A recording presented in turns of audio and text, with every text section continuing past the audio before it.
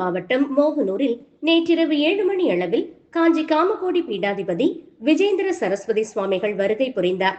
அப்போது ஊர் எல்லையில் அவருக்கு பொதுமக்கள் மற்றும் முக்கிய பிரமுகர்கள் சார்பில் வரவேற்பு அளிக்கப்பட்டது. பின்னர் மோகனூர் பெருமாள் ஆலயம் எதிரே உள்ள பஜனை மடத்தில் சுவாமி தரிசனம் செய்தார்.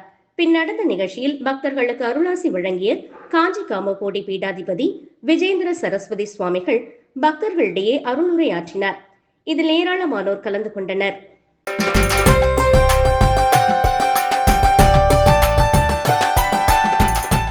பழனி அருள்மிகு தண்டாயுதபாணி சுவாமி கோவிலுக்கு பொங்கல் விழா மற்றும் தொடர் விடுமுறை காரணமாக லட்சக்கணக்கான பக்தர்கள் சுவாமி தரிசனம் செய்ய குவிந்தனர்.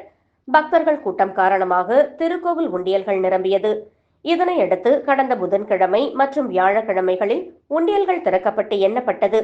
2 நாட்கள் எண்ணிக்கையில் பக்தர்களின் காணிக்கை வரவு ரூபாய் 4,36,21,348 கிடைத்துள்ளது.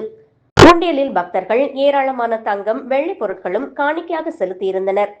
தங்கம் 870 கிராமும், வெள்ளி 14,510 கிராமும் கிடைத்தது. Malaysia, Singapore, America, Japan, Australia உள்ளிட்ட பல்வேறு நாட்டு கரன்சிகள் 850 கிடைத்தன. இவை தவிர பித்தளை வேல், ரிஸ்ட் வாட்ச், ஏலக்காய், முந்திரி, நவதானியங்கள், பட்டாடைகளையும் பக்தர்கள் காணிக்கையாக செலுத்தியிருந்தனர். உண்டியல் எண்ணிக்கையில் பழனி ஆண்டவர் கல்லூரி மாணவியர், திருக்கோவில் அலுவலர்கள், வங்கி பணியாளர்கள் என 500க்கும் மேற்பட்டோர் ஈடுபட்டனர். நிகழ்ச்சியில் பழனி கோவில் இணை ஆணையர் மாரிமுத்து, துணை ஆணையர் வெங்கடேஷ், உதவி ஆணையர் லட்சுமி மற்றும் அறங்காவலர் குழு பிரதிநிதிகள் என பலர் பங்கேற்றனர்.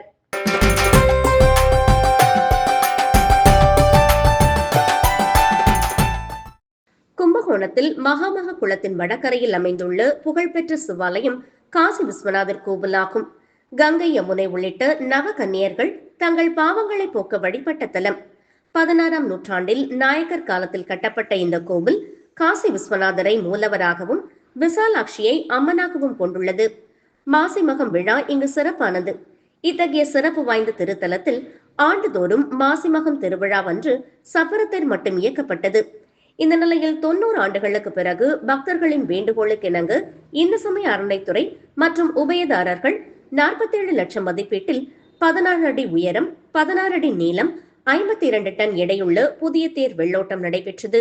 இந்த தேர் வெள்ளோட்டத்தை சட்டமன்ற உறுப்பினர் அன்பழகன் கலந்து கொண்டு தேரை வடம் பிடித்து இழுத்து வந்தார்.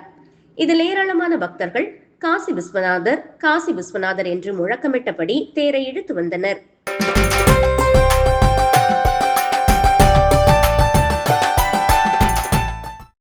தேனி மாவட்டம் சின்னமனூர் அருகே உள்ள கூழையூரில் பழமையான அருள்மிகு வீரநாகம்மன் திருக்கோவிலில் நூதன அஷ்டபந்தன மகா கும்பாபிஷேக விழா நடைபெற்றது. முதல் நாளான நேற்று கணபதி ஹோமத்துடன் முதல் கால பூஜை துவங்கி யாகசாலையில் 4ஆம் கால பூஜைகள், மங்களவாத்தியம், விஷ்ணு சகஸ்ரநாமம் சேவித்தல், விஸ்வக்சேனர் பூஜை, வர்ண கலச பூஜை, வாசு ஹோமம், கும்ப அலங்காரம், துவாரபாலகர் பூஜை, ஆச்சாரியார்கள் வேத மந்திரம் ஓத நடைபெற்றது. இதையடுத்து இன்று கடம் புறப்பாடாகி கும்ப கலசத்தின் மீது ஆச்சாரியார்களால் தீர்த்தங்கள் ஊற்றப்பட்டு மகா கும்பாபிஷேகம் நடைபெற்றது. இதையடுத்து பக்தர்கள் மீது கும்பாபிஷேகம் செய்யப்பட்ட புனித நீர் தெளிக்கப்பட்டது. கும்பாபிஷேகத்திற்கு கம்பம், குச்சனூர், சின்னமனூர் மற்றும் சுற்றுவட்டார பகுதிகளைச் சேர்ந்த 1000க்கும் மேற்பட்ட பக்தர்கள் கலந்து கொண்டு சுவாமி தரிசனம் செய்தனர். நிகழ்வில் கலந்து கொண்டவர்களுக்கு அன்னதானம் வழங்கப்பட்டது. இந்நிகழ்வை திருப்பணிக்குழு மற்றும் விழா கமிட்டியாளர்கள் ஏற்பாடு செய்திருந்தனர்.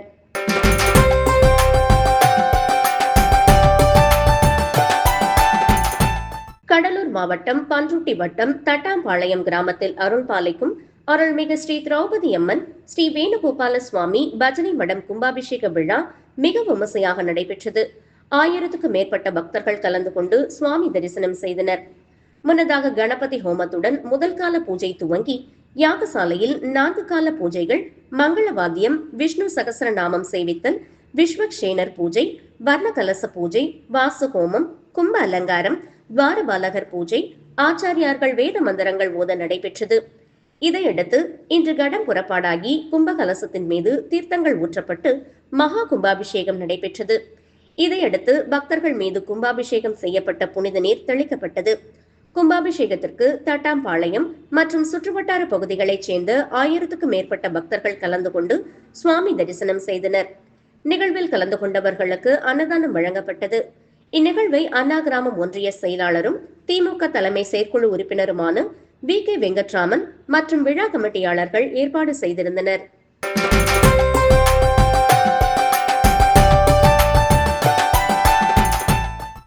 விழுப்புரம் மாவட்டம் செஞ்சி அடுத்த காரை கிராமத்தில் எழுந்தருளியுள்ள அருள்மிகு விநாயகர், அருள்மிகு அங்காள பரமேஸ்வரி அம்மன், அருள்மிகு பாலமுருகன் ஆலய நூதன அஷ்டபந்தன மகா கும்பாபிஷேக விழா வெகு விமர்சையாக நடைபெற்றது.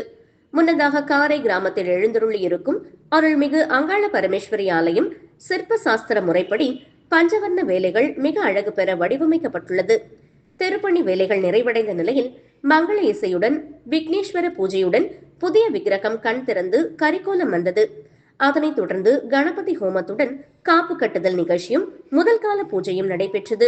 இன்று இரண்டாம் கால பூஜையும் மகா பூர்ணாகதி பூஜையுடன் கடம் புறப்பாடு நிகழ்ச்சி நடைபெற்றது. பின் கோபுரத்தின் மீதுள்ள கலசத்தின் மீது புனித நீர் ஊற்றப்பட்டது. அப்போது பக்தர்கள் கோவிந்தா கோவிந்தா என்றும் ஓம் சக்தி என்றும் விண்ணை பிளக்கும் அளவிற்கு கோஷங்கள் எழுப்பினர். பின்னர் ஆலய நிர்வாகி பாலசுப்பிரமணியன் சுமதி சார்பில் பக்தர்களுக்கு அன்னதானம் வழங்கப்பட்டது. இந்த விழாவில் காரை, ஒட்டம்பட்டு, வரிக்கல், திருவதிக்குன்னம் உள்ளிட்ட சுற்றுப்பகுதியைச் சேர்ந்த ஏராளமான பொதுமக்கள் கலந்து கொண்டு சுவாமி தரிசனம் செய்து சிறப்பித்தனர்.